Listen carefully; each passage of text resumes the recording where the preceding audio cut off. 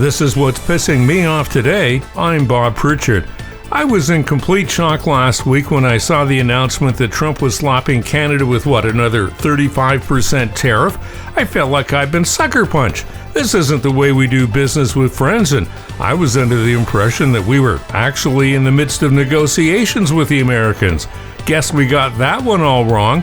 To me, it's become obvious that there's a serious problem in the U.S. I mean, even more obvious than what was going on before. And I think that what my brain is saying to me is, it's at this point in the discussion where you've got a bully in your backyard and it's time to go out behind the old woodshed and sort this out like men.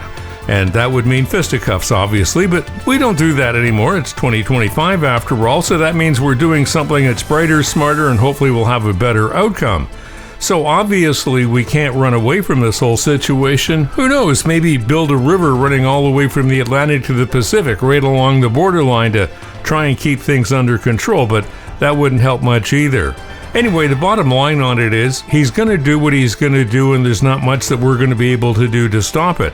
Sitting around and worrying about it or figuring how we're going to fight Trump isn't going to do anything because he's doing his own thing with a game plan that nobody understands, apparently not even the U.S. cabinet.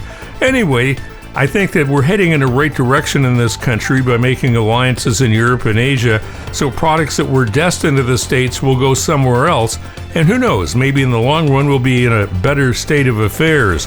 However, there's something we have to keep in mind here.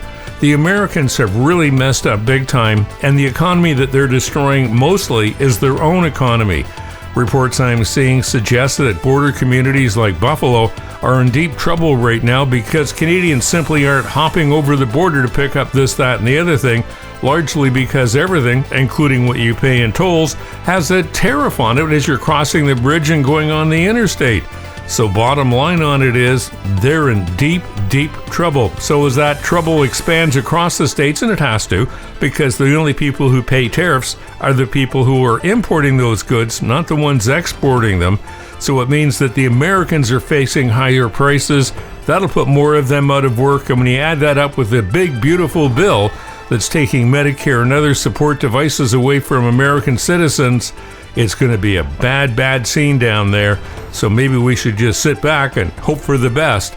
And that's what's pissing me off today. I'm Bob Pritchard.